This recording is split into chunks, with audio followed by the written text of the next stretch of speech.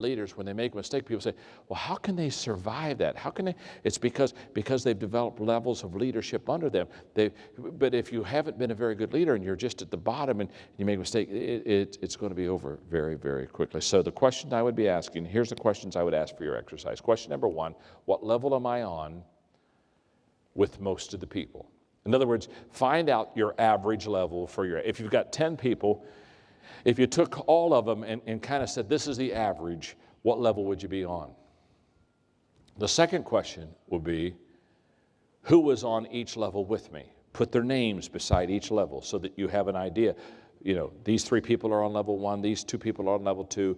Get their names. Then the third question you ask yourself is, what do I have to do to increase my influence and leadership with them one level? How do I get them from level 1 to level 2? Well, it's very simple. To get them from level 1 to level 2, you've got to develop relationships with them. To get them from level number 2 to level number 3 is you've got to put some wins under their belt. You've got to get success with them, because as they see you become successful, they feel the success and they'll put you on level 3. To get from level number 3 to level number 4, you've got to spend mentoring time with them and personally develop them and equip them and train them to be successful. So let me close with one more thing, and that is, there's a 5-step process on level number 4, the people development level. There's a 5-step process of how to train and equip people. Let me give it to you. It's very simple. Step number 1, the first thing I do to equip people is what I call the I do it stage. Very simply, if I'm going to equip you to do something, I have to be able to do it myself. Again, we teach what we know, we reproduce what we are. Too many leaders are like travel agents. They're sending people where they've never gone themselves.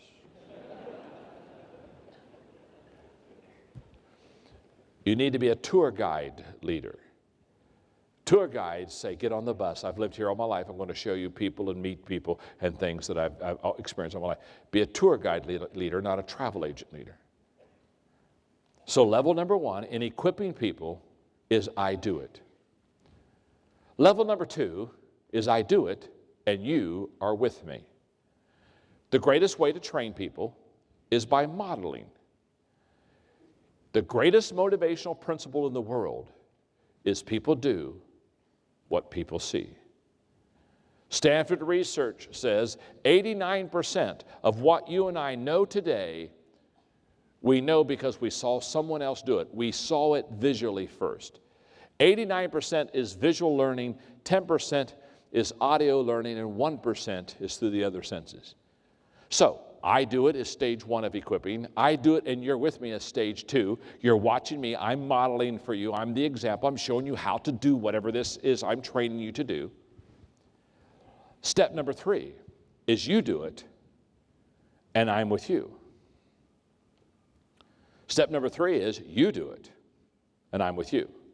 Now I'm watching you. You've watched me for a while. You've learned from me. You've asked a lot of questions. Now I'm checking you out to make sure that you do it well. Step number 4 in equipping people is you do it. You do it.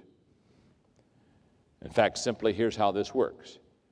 You do it. Now, most people think at level 4 that they've equipped somebody. They've gone from I do it, you're with me, you do it, and I'm with you, to you do it. Can I tell you something? You've never equipped somebody until they go to stage 5. Stage 5 is you do it, and someone is with you. That's when you begin to multiply yourself. When you can get to stage 5, level 5, in training and developing and equipping people. I do it, you're with me, you do it, I'm with you, you do it, and someone else is with you. Now you've started to multiply yourself, now you've started to equip yourself. Does this make sense? Okay, all right, look at your neighbor and tell them, I am really learning a lot. Tell them that right now. I am really learning a lot. Look right back at the person who says, I'm really learning a lot, and say, thank God, that's why I brought you. That's why I brought you. Okay. It's 20 minutes after 3. We're going to take a 25-minute break. If you'll come back at 3:45, okay? I'll teach for 1 more hour. I'll teach to about 4:40, 4:45, okay? Now, here's what we're going to do. I'm going to, yes, David? Okay, I'm going to go out and sign books. They want me to go out by the book table. I'll go out. If you've got the books, I'll sign the books by the book table. I'll meet you right out there. But let's do it. We got 25 minutes. Go get refreshments. Do whatever you got to do. Listen, at 1:45, please be back in here. Roger, kind of bring them in here. About 20 till, kind of start pulling them in. At 1:45, so I can teach for one more hour. Okay, are you having a good time? Are you having a good time? Okay, let's go take a break. All right.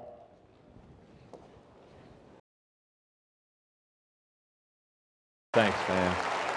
Thank you very much. Thank you. Thank you very much. How are we doing? Have you got one more session left inside of you?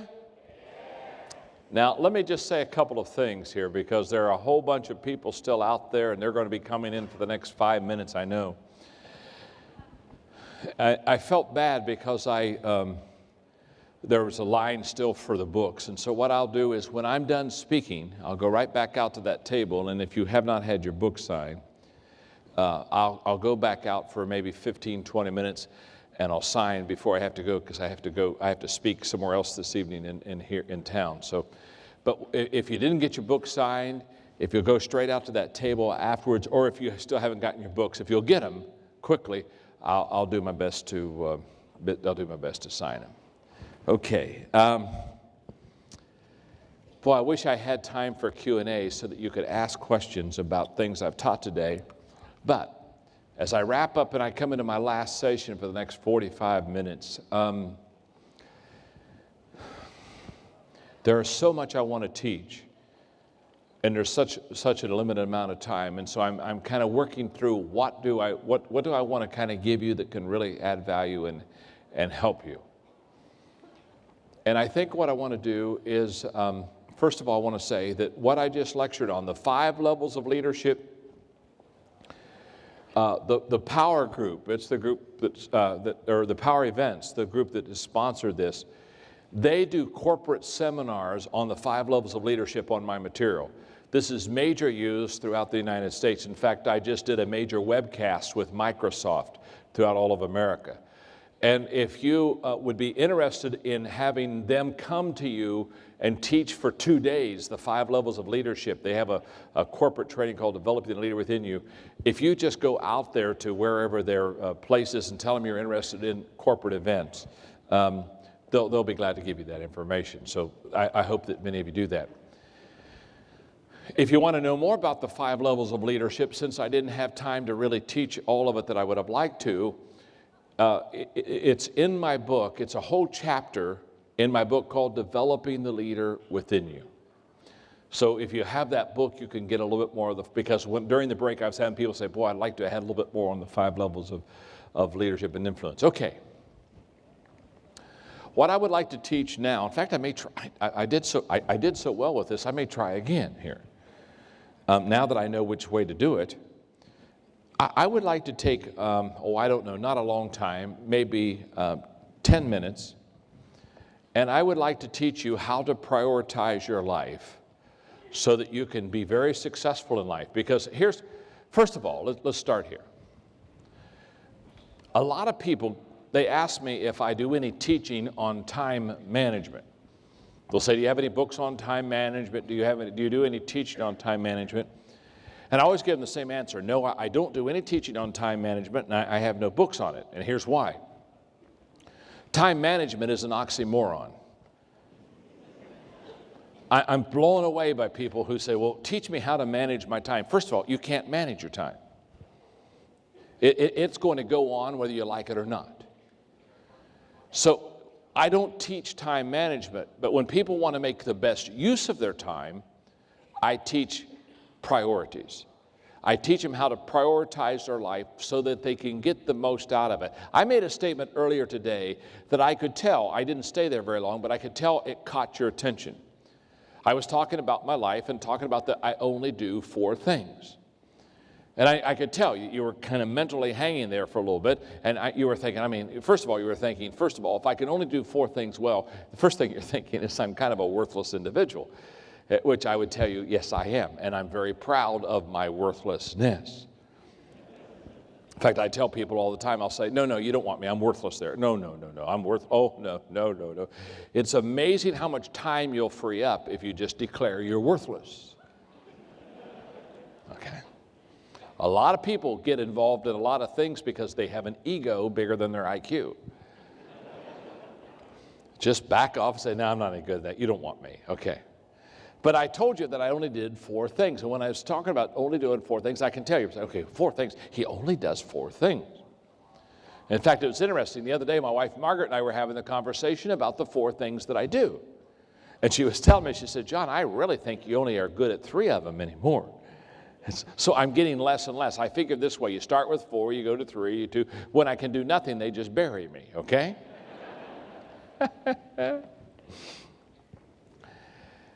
Many years ago, I'm talking about 1972,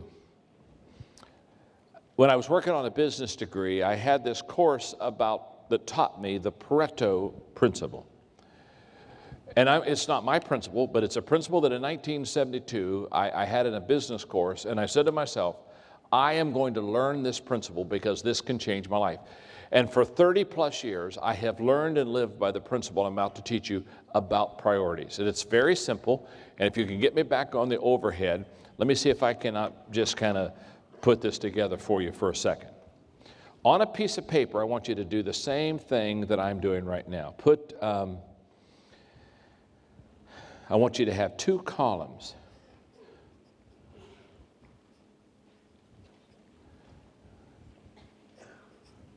And those 2 columns should have headed up priorities and production. Let's start right there.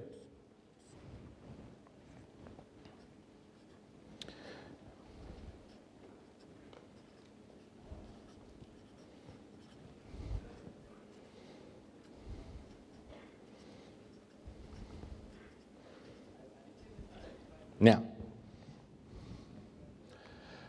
Pareto was the guy that taught what we call the 20-80 principle. Let's look at our priority line first. Pareto would teach you and me that if we have 10 things to do, the first thing we should do is list them according to priorities. Put number 1 as number 1, put number 2 as number 2. The least important of all should be number 10. Now, Pareto says if we prioritize correctly the 10 things that we need to get accomplished, here's what he says. If instead of doing all 10 of those things, we just do the top 2, and on a piece of paper, do exactly like I'm doing. This is a visual teaching. So he says, if we have 10 things to do, but we only do the top 2 of those 10 things, here's what he says. We will get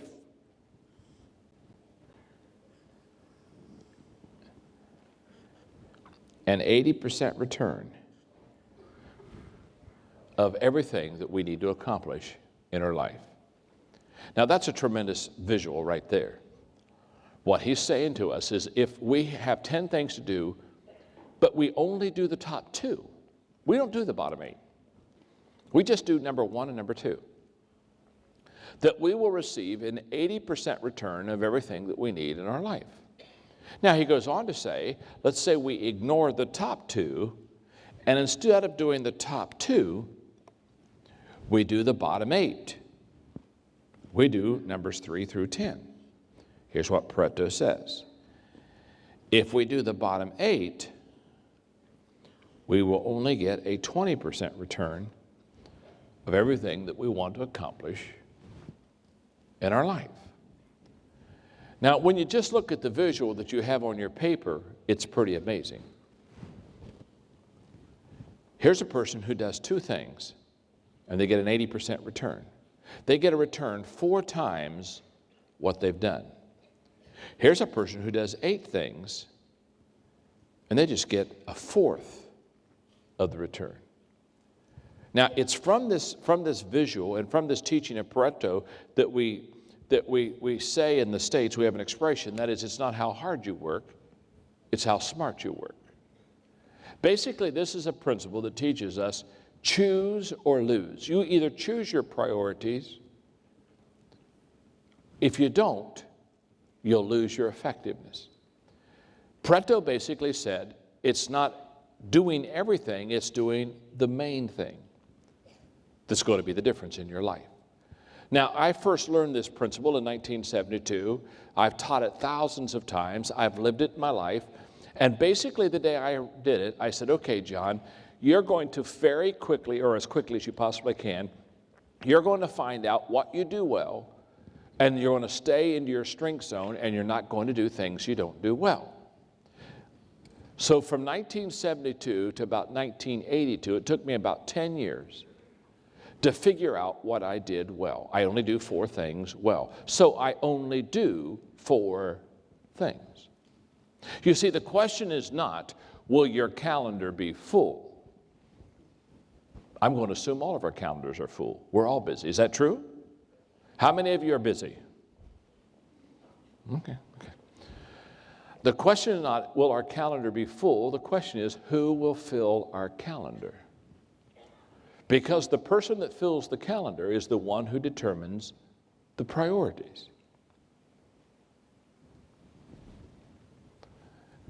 And so because I understand that, and because I've learned that principle, I only do 4 things, and you say, well, how do I prioritize my life so that I only do 4 things? There are 3 words that I want you to write down. The first word is requirement. Very simply, you've got to ask yourself, what's required of me? In other words, when I prioritize my life, I have to do what I have to do. In other words, there are certain things that are required of me. That's not a choice. It's not an option. I have to do them. If I don't do them, I'm going to get fired. So when you get your priorities together, the first question you ask yourself is, what's required of me? Now, I do that continually. In fact, when I am applying for some kind of new job or new contract or whatever it is, one of the things I do is I sit down and I ask them this very simple question. What do I have to do that no one else can do except me? That's a huge question. In other words, what do I have to do that I have to do? No one else can do it. I can't train somebody to do it. I can't equip somebody to do it. I can't develop somebody to do it. I can't empower somebody to do it. I can't delegate somebody to do it. In other words, I have to do this, because whatever it is that you have to do that you cannot give to someone else, train somebody else, develop someone else to do, whatever that is, you're going to have to do it. So the first thing in settling your priorities is what's required of me. That's the word requirement. The second word is return. What gives me the greatest return? Simply stated, when I do something that I do very well, it brings a huge return back to me. It brings a huge return back to my organization. Now that gets me to the 4 things that I do. Because after 10 years, from 72 to 82, after asking myself, asking people, searching, looking at what I was doing, I came to the conclusion within 10 years that there are 4 things that I should spend my life doing, and I should not spend my life doing anything else but these 4 things. Now, I'm going to give you the 4 things, but they only help you in light of helping you know how to do this. They don't help you in light of the fact these are not going to be your 4 things. In fact, for you, it may be 3 things. It could be 5 things, I don't know. But these 4 things I have looked at, and these are the ones that really, that I'm good at. So my 4 are, I lead, I create, I communicate, and I network. Those are the 4 things I do. I'm a very good leader, so I lead. I'm very creative. That's why I'm always writing. I'm just a creative thinker. There's nothing I love more than being by myself with a legal pad and a pen, just thinking thoughts and creating. So I'm good at creating. I'm good at communicating. So I do a lot of communicating. This whole day is set aside basically for me to communicate. And I enjoy meeting friends and networking and trying to put together partnerships. Now, those are the 4 things I do well. I lead, create, communicate, and network. Now, what that means is those are the 4 things that I do. If you looked on my calendar, you would find that that's all that's on my calendar as far as business is concerned. I'm either spending time creating, or I'm spending time communicating. This has been a day that's been set aside for several months now. This is a day I'm going to be at KL and I'm going to communicate today. I'm either communicating, creating, leading, or networking. And that's all that's on my calendar. I do nothing else. I'm going to come back to that in just a moment. But let me go back to the 3 R's, because I've only given you 2.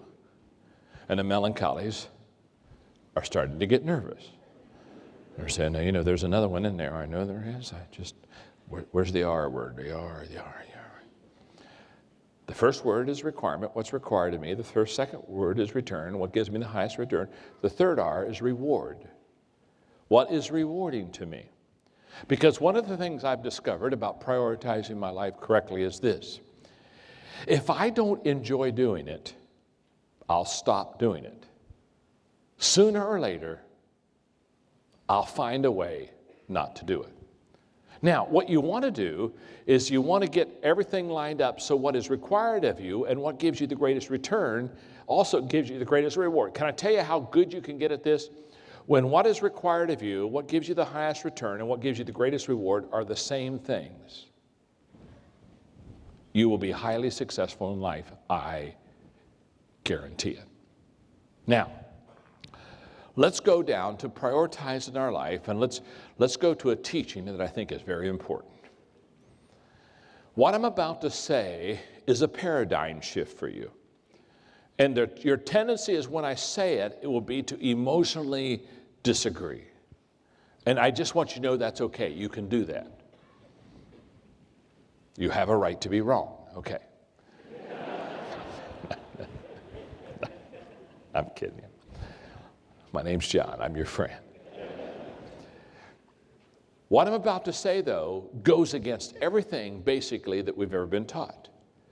And the reason I know that is in the States, this is major. What I'm about to teach you for the next 10 minutes has more